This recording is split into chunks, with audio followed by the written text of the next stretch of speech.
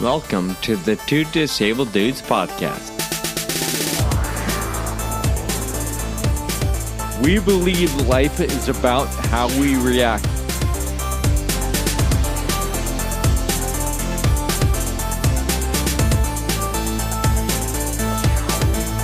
Welcome back to the Two Disabled Dudes podcast. We have been gone for a couple months, and a lot has happened during that time. Oh my gosh. Yeah, we want to get to that. This is season 12, and season 12 is going to be 5 episodes.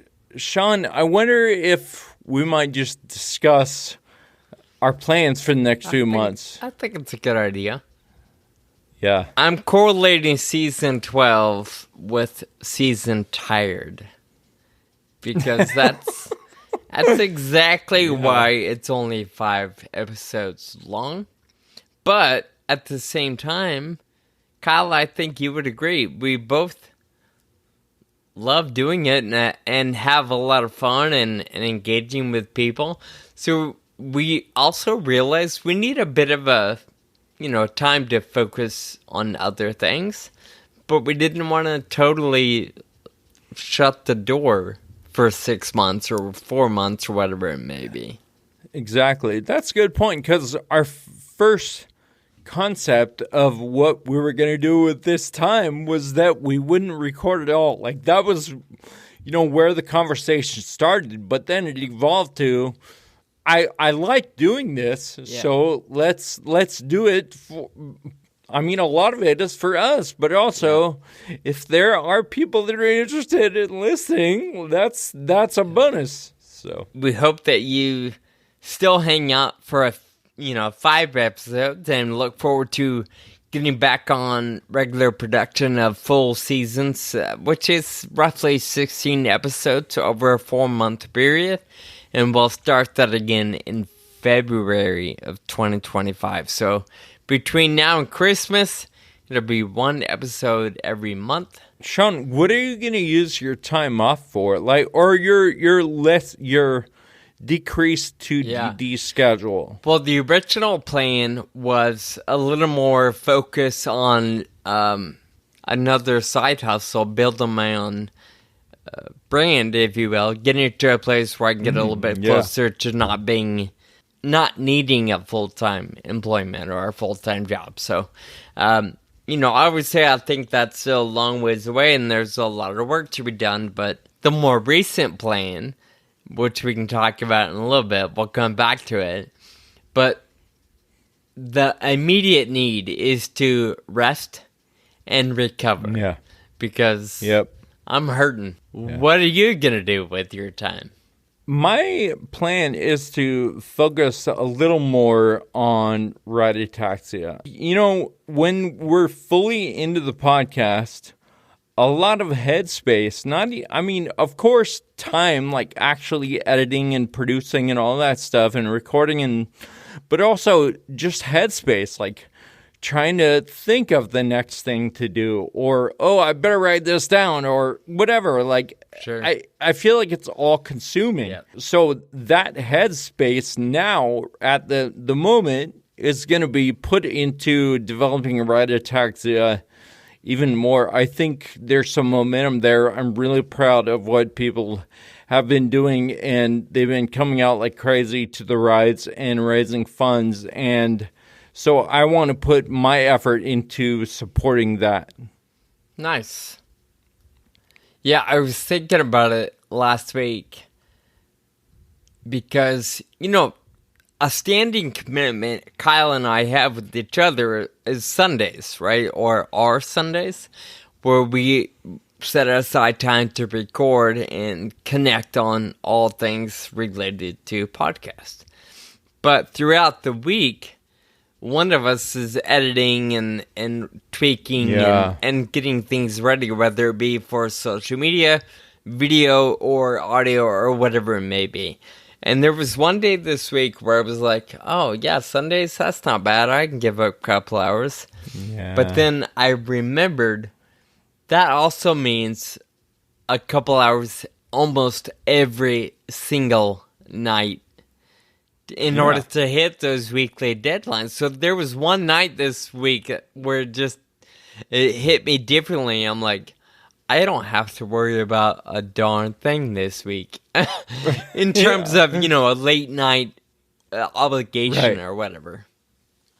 Yeah, no, I was thinking about it as I was driving home from work a couple times recently, being like, oh, I don't have to rush home as fast as I can to be able to start editing, to be able to get to bed on time, So it's just a little bit of breathing room, right? Where you can start to think about, okay, how do I actually want to build my life instead of just always running to keep it moving, which is really rewarding. I mean, I think we're both really proud of what we've done, but it also needs to be balanced a little bit every once in a while, I think. For sure.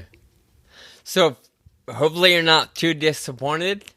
We'll still be around, and we'd encourage you to connect with us on social media. We'll do our best to keep folks updated in terms of what we're doing and where we're spending our energy. Kyle, for all of our listeners, this will be their first episode since we said goodbye, and hey, we're going to India soon. Yep. So what has the last 2 months looked like in your words or your perspective? The trip to India, and we'll get into all of it, we described it before we left, what we're planning to do, and I feel like for the most part, some stuff went according to plan, some stuff certainly did not. I don't know, I think for all of us, all the teammates and you and I especially, it was a really stressful time, and it continues to be stressful, dealing with the just everything that this trip, was. And all the follow-up now, but ultimately, I think it was really incredible because we felt very supported.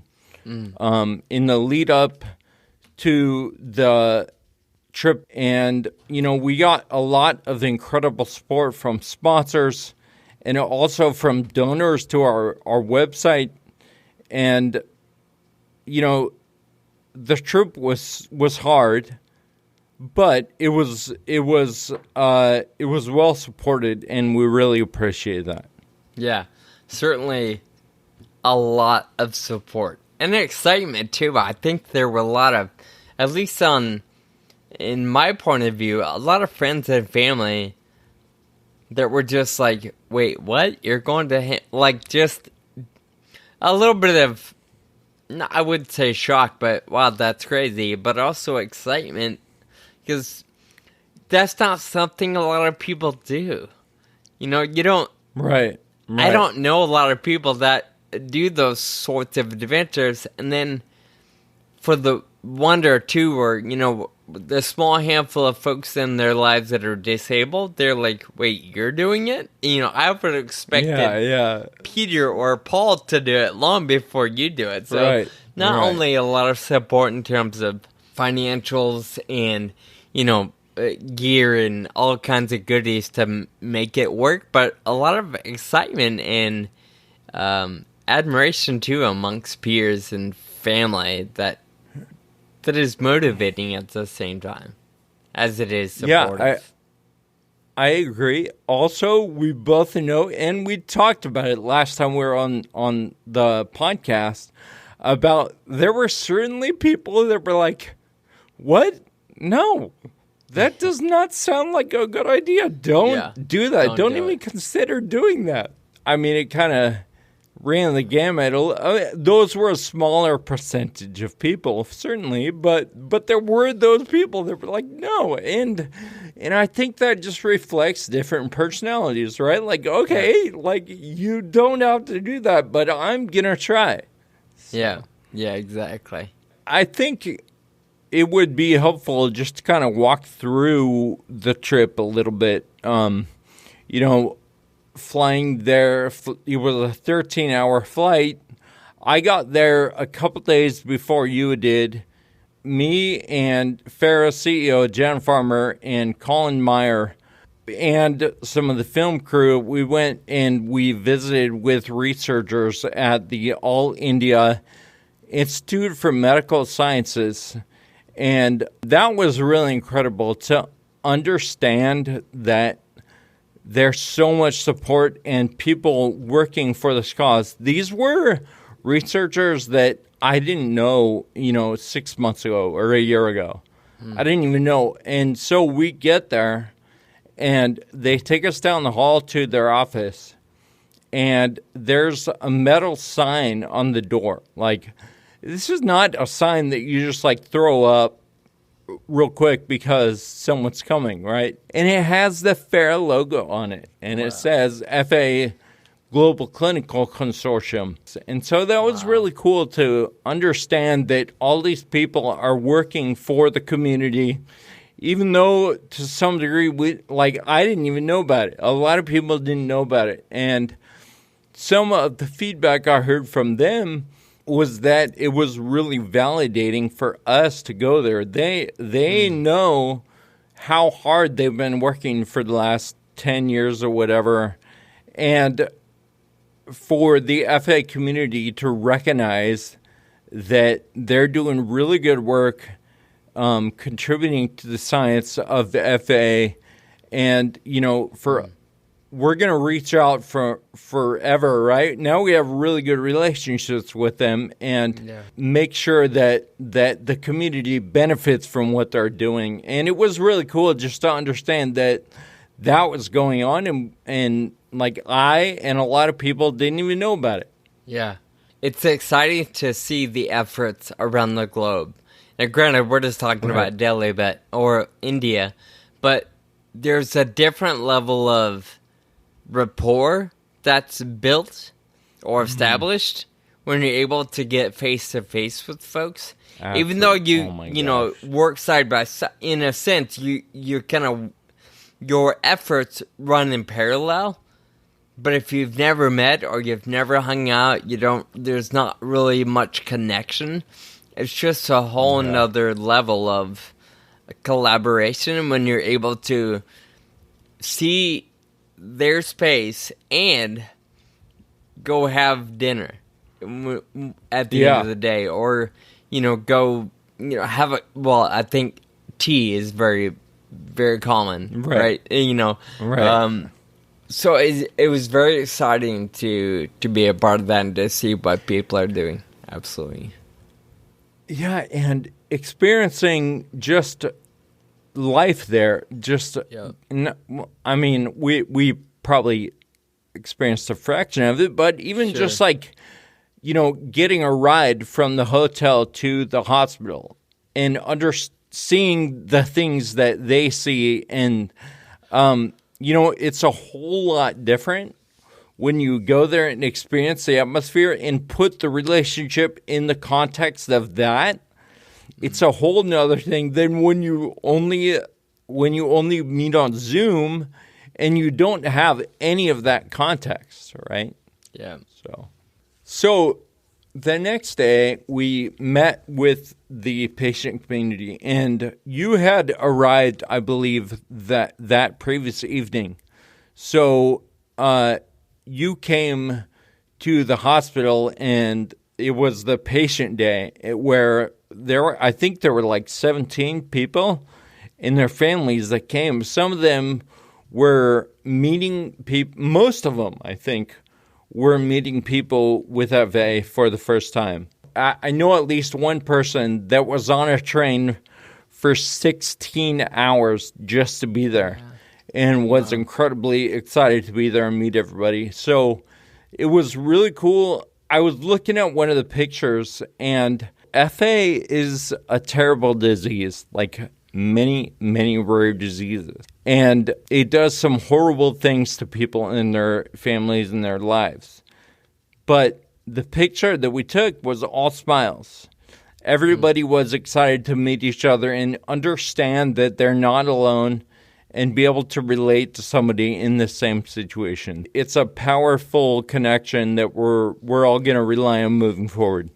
Agreed. And it's easy to think back to that time you first met somebody with Hefe and knowing the kind of, I don't know, emotion and support and, I don't know, just everything that comes with finally meeting somebody that fully understands what you're up against without having to explain it is a whole nother level of life. So then, in parallel, our Catrikes that were shipped from Florida, they were stuck in customs. And we were about to fly out from Delhi up to the mountain the next day. And so I went in the morning, I signed a few papers, I gave him my passport, and I forgot to get it back. So my passport was not in my hands all day. I came back to the patient meeting and then went back at like 4 o'clock and continued to try to get this done. So they're like, oh yeah, half an hour, it'll be done. You know, I wait all day, go back there at 4, and it's not done. So the DHL guy, he takes us over to customs. We go in the gate. It was me and my dad and one of the filmmaker interns, Alexis, and our cab driver, who didn't speak English. And so it was us trying to communicate with a group of people that spoke no English. And we certainly, obviously, did not speak any Hindi. Yeah. And so I think we communicated about 10% of what we were trying to, from either side of the conversation. For like 4 hours, so stressful because I knew that there is no bike trip at all if we don't have cat. Like, I cannot ride an upright bike. Yeah. At all. Literally, like, within 2 feet, I would fall to the ground. Sure. So there is no bike trip if we don't get these trikes. Finally, at 8:30 p.m., the night before we were going to fly out, we got the boxes, the trikes. We had to pay a fee of 4,000 rupees, which is like $47. Yeah. And strapped them to the top of the cab and took them back to the hotel. So that was a harrowing experience. An intense several hours, no doubt. Sean, then we flew out the next day from Delhi. We flew out, it was like a 1.5 hour flight to this place called Leh. It was at 11,000 feet in the Himalayas. But first of all, I wanted to talk about, just briefly, the experience that we all had as a team trying to get through the airport in Delhi. Yeah. Getting through security. Crazy. You know, I think it's easy to assume or, you know, to think, oh, an international flight, there's, you know, a lot could go wrong. You know, you might get delayed or lose luggage or whatever. So, you know, that's probably fairly common. But I don't think any of us expected the chaos of experience going a domestic flight. You know, I think the flight time was an hour and 5 or 10 minutes. Like, it was very short distance flight. But, oh my gosh, we allowed 3 hours. 3 hours. 3 hours to get. And we needed every single one of those minutes. Exactly. That was the point. You know, we got there, or we left the hotel with 3 hours to go, or 3 hours to get on the flight. And the hotel, I don't know, was a 10-minute drive, or wasn't like it was far. And we allowed that time for a lot of luggage, but also how many of us? 12, 11 that were flying? There wasn't like... Yeah, I don't think that's a huge amount of people, but it's a good-sized group. We got on the plane just in time to basically shut the door and taxi out. It felt like from my perspective, every time we checked in at any airport in India, people were confused that we're in wheelchairs. What do we do about that? Like, there's not a standard procedure or something. I bet there is, but I don't know. This is just the feeling I got. Yeah. And there was that. Somebody had put their pedals in their carry-on, which, if I was thinking about it, I probably would have done the same thing. But they wouldn't let the bike pedals, through security and we don't speak Hindi. Yep. They don't speak a whole lot of English, and so it was pretty gnarly getting through there. I felt like every single one of us, 11 or 12, however many, everybody had one thing go wrong. Yeah. Either at the ticketing counter or in security. And when you're a group of 11, and it's one thing after another, it's like, oh my gosh, are we going to make this flight? Like, why is this so difficult? Whether it was a battery backup in somebody's bag, my bag, I had a traveling fingernail kit thing. And like fingernail clippers, Yeah, and I didn't realize inside this kit is a miniature pair of scissors. And that was a red flag that caused them to go through my bag, not argue, but kind of yell and be like, what's in here, So we had one person traveling with us, one of the filmmakers from India, who spoke great English and also spoke Hindi and probably, other languages. I felt like we all were calling him over. Like, Chan went from one individual with security to another, and he probably spent the entire 3 hours just trying to help us figure it all out. Yeah. Kyle, I don't know if you remember, but being in a wheelchair, you can't go through the security's x-ray machines like normal, so the guy wanted you and I down. And his wand was going berserk around my hip because of the metal rod that was inserted into my femur bone 5 years ago, right? So he started kind of thinking, or I got the impression from his tone of voice and facial expressions that he was not having it. And he indicated to Chan that I needed paperwork to prove, that his wand was going off for medical reasons. And I'm like, what? What do you mean paperwork? Like, that surgery was 5 years ago, and I wouldn't even know what to show you to prove that it's medical. They took you back, right? You and Chan had to go into a back room? Yep, we went into a little closet, makeshift curtained off area, and it was kind of bizarre because I thought, okay, for sure we're going to do some sort of pat down, and I'm okay with that. I don't care. But in this little area was myself, Chan, who's with us, the main security guy that had the alert in the first place, and then 2 other people. I have no idea who they were. I assumed they were a part of the security squad, but how many is that? 5? Or me is 6? We're all crammed into this little closet, and we're in there for a good 2 minutes before they even, they're just talking between Chan and them.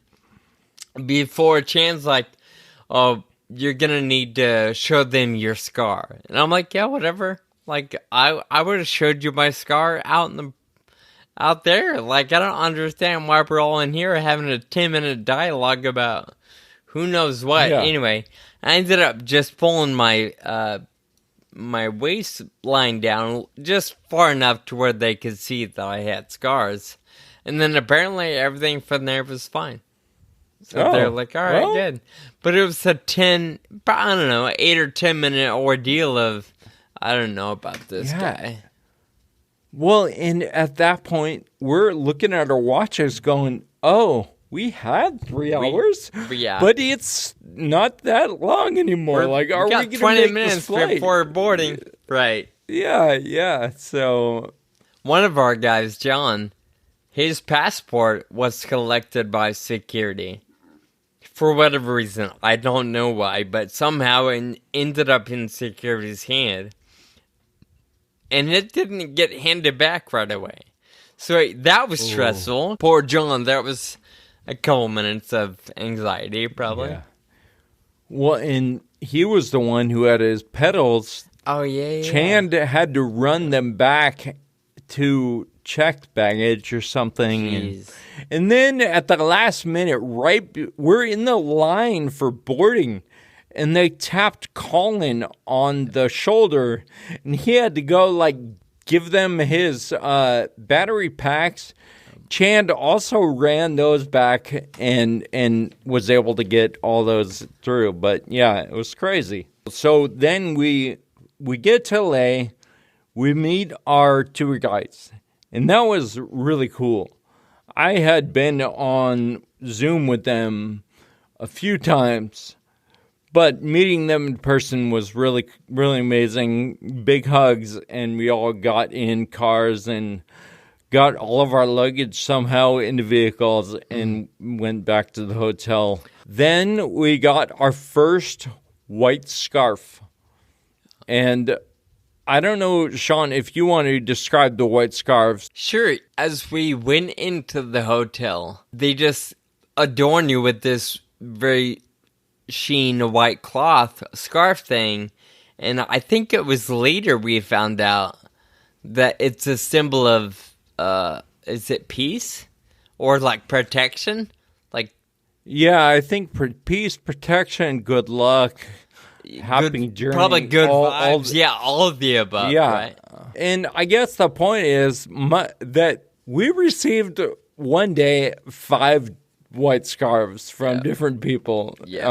And probably a total of 11 or something while we were there the whole time. Yeah. So, that is reflective of the reception we got everywhere we went. I mean, even just riding down the road and someone giving a thumbs up out the window or, everywhere we went, everybody was very encouraging and helpful. I don't know all the ins and outs of the scarf, but I got the impression, it would be rude to take it off and throw it in the garbage, right? That's probably not what, but it's not a scarf you would keep. Or it's not like you would wear it out and about. Almost like a lei. Like you wear it once or twice and then it's probably just garbage, right? Or dries out or whatever. But speaking of, Kyle, I got mine and got checked in and it ended up in my hotel room. Well, if we fast forward a couple days, we're getting ready to take off on the ride. And of course, we'll fill in the gap here. But just briefly, somebody had given us white scarves as we were gathering to take off, right? So I've got this white scarf on me, and we're on the bike, and we're getting ready to begin our 6-day trek. And then all of a sudden, it seemed like the plan changed a little bit, and it was like, hey, we're actually going to do a line, and we'll get it on camera, of everybody kind of filtering out of the parking lot, one rider at a time. So we sort of line up for a photo, and we all have a scarf, and then realize as we take off, the first person is getting another scarf. So then I'm like, in my head, I'm like, well, wait, I already have one. How's that going to look on camera? That's not right. So literally, Kyle, I feel so bad. But as we're about to take off, this is all happening in 10 seconds. I take that first scarf off, and I don't know what to do with it, so I kind of just throw it behind me. So I guarantee you it ended up on the ground, and then it was like, go! So I pedaled forward 5 feet, got another scarf, and then pedaled further. But I feel like, man, for the people that saw me do that, they probably think I'm the biggest jerk on the planet. Here's what I think did of feel your good guilty. luck. Yeah. Terrible. Anyway, all respect for the white scarf and everything it represents. Yep. I just didn't know what to do in the moment for the sake of the camera. Yep. So, rewind from that story just a little bit. We arrive at the hotel, and then we spend 2 days at 11,000 feet to kind of acclimate, see how we feel, and make sure we adjust a little bit. We went from Delhi, which is, 600 feet or something. I think it's less than 1,000. Yeah. And we went up to 11,000 feet in like an hour, right? Yeah. In a plane flight.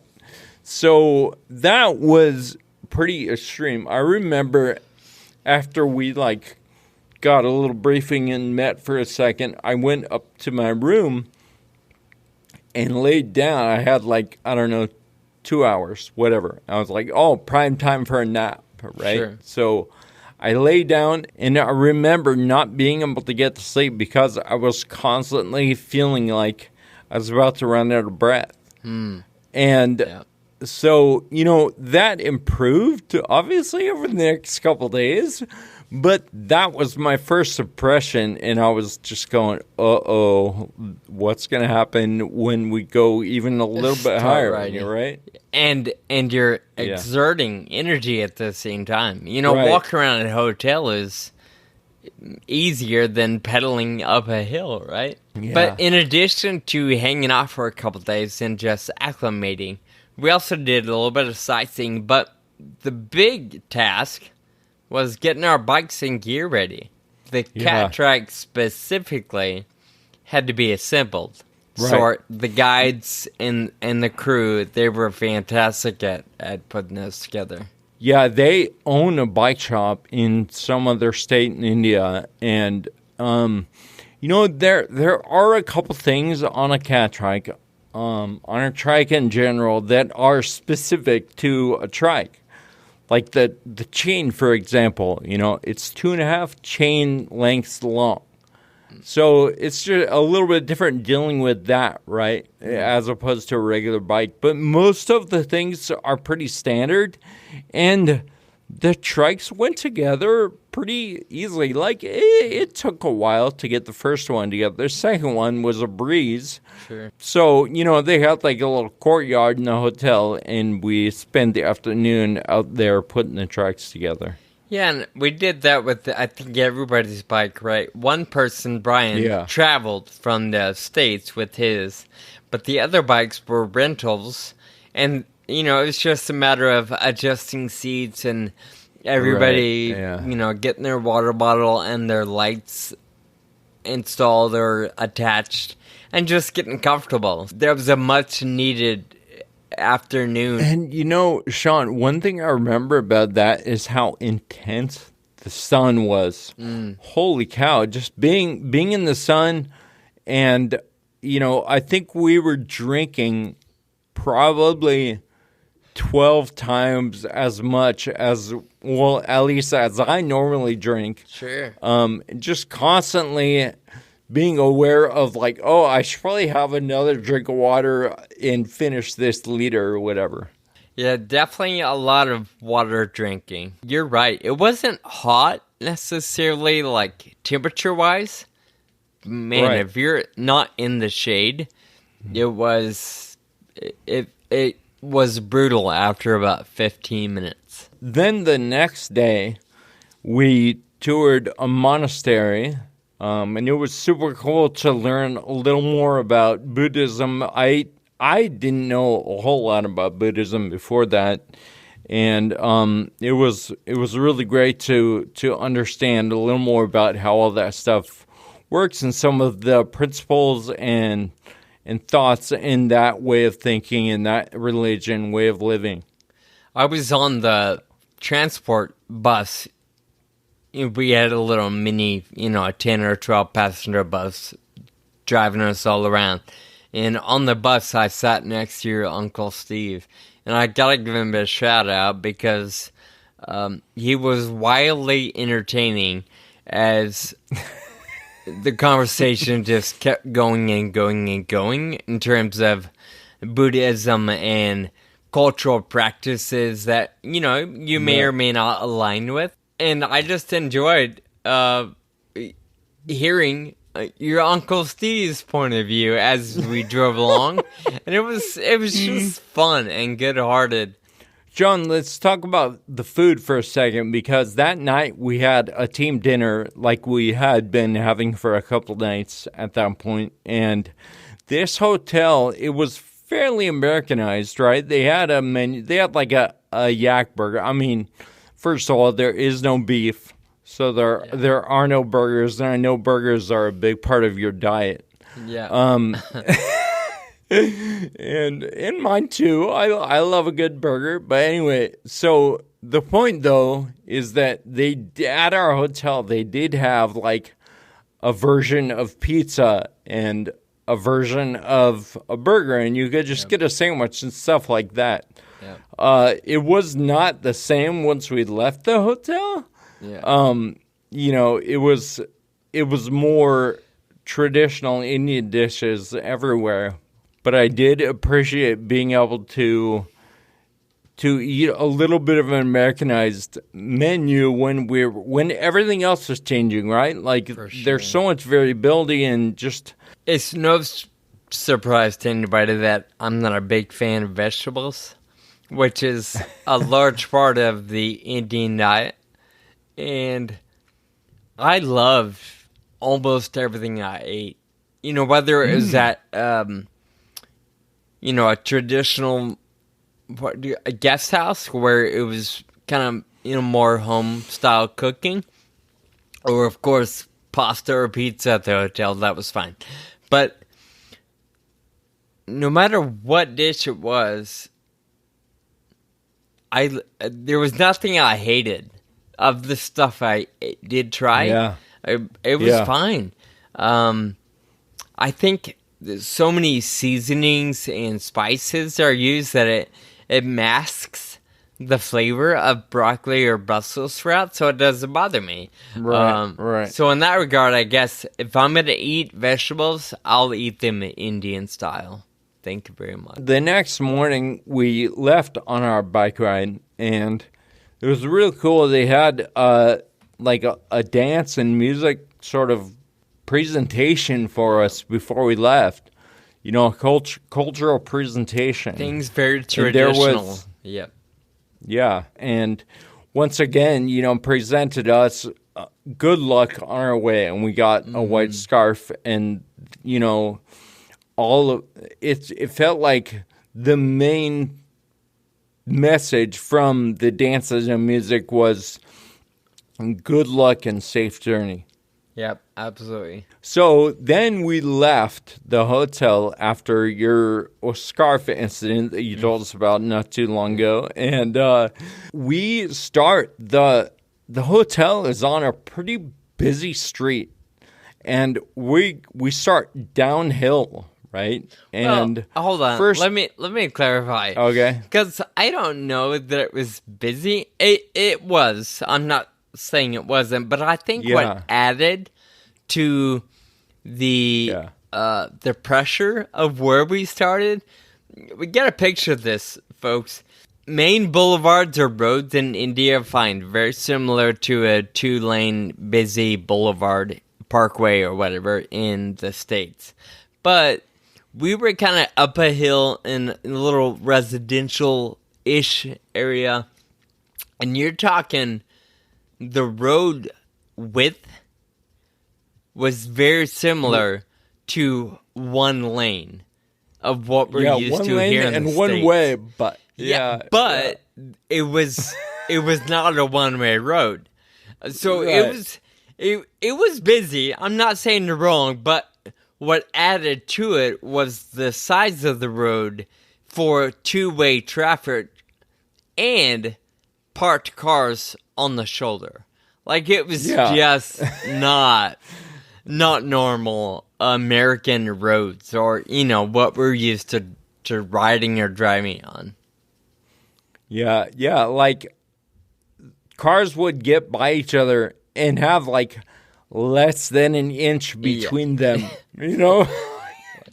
Yeah. So we go down the hill on that street, and then we get to like this main roundabout. Roundabout. Thank you. In the middle of town. Now that was busy. It's what I picture was, or is what you see on movies. I want to say in Paris, where the roundabout's like 8 lanes wide. Of course, this one wasn't, but that's what it felt like. It just felt like a million different cars going in 1,000 directions.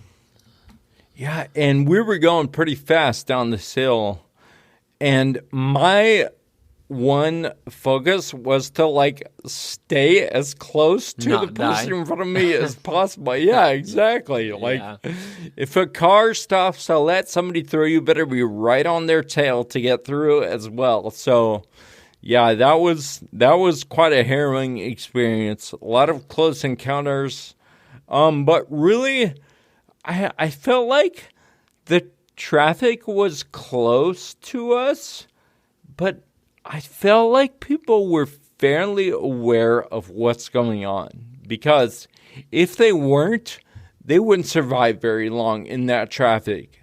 And so even though it was busy and there, cars are getting really close to each other and it's seemingly chaos, I felt like there was a certain awareness of the drivers to be able to survive in that element. Yeah.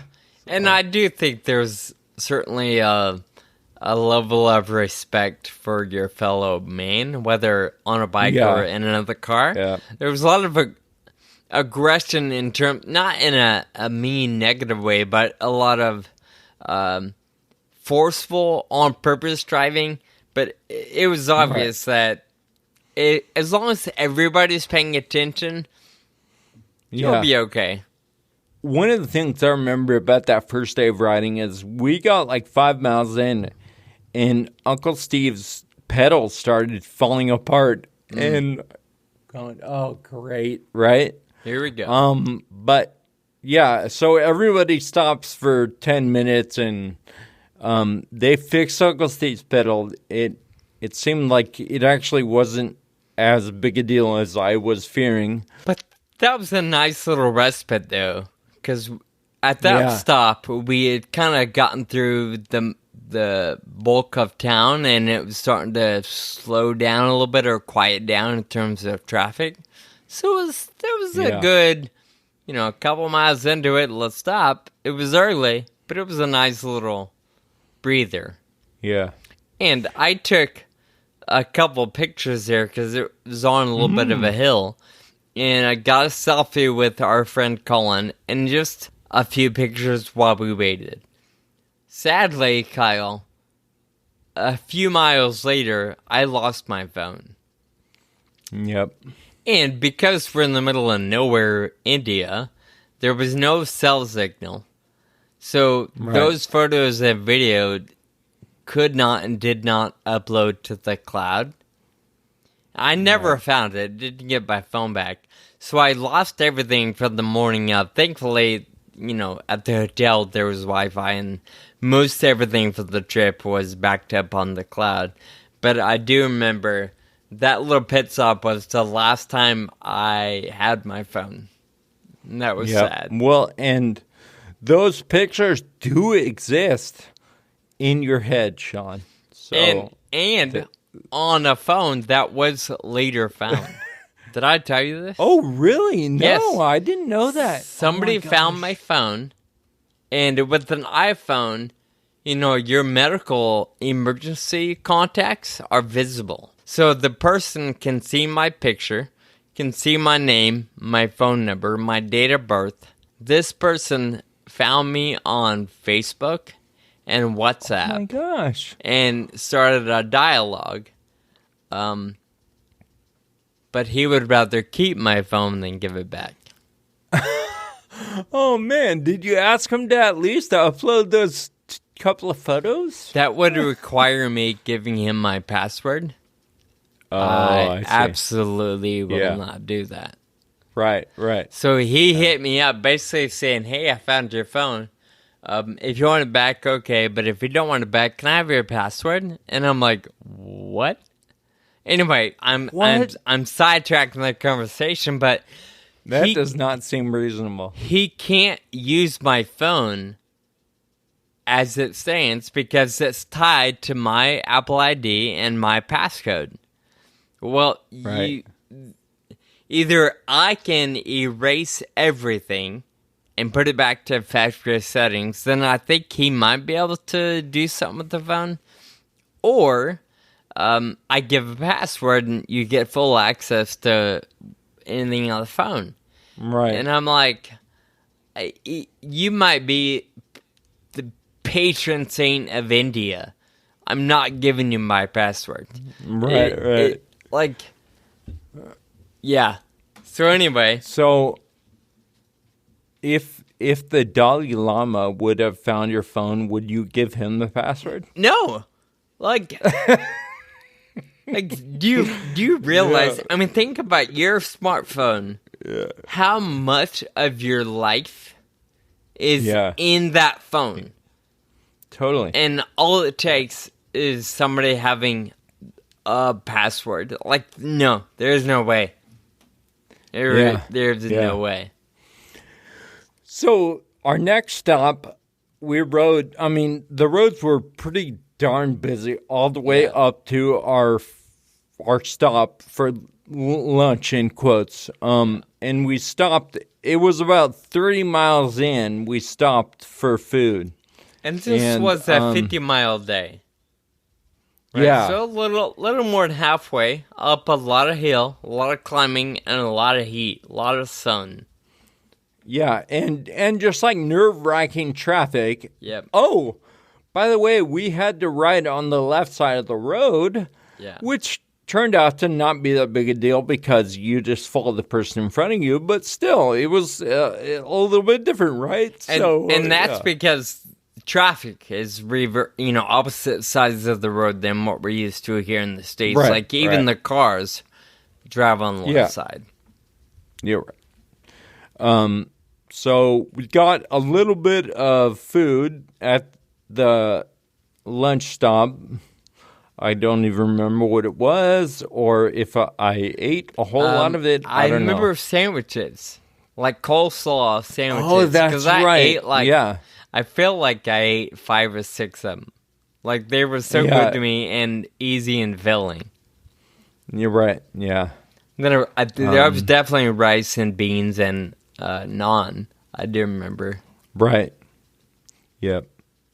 And then after lunch, it was up and down so steep in either going up or going down.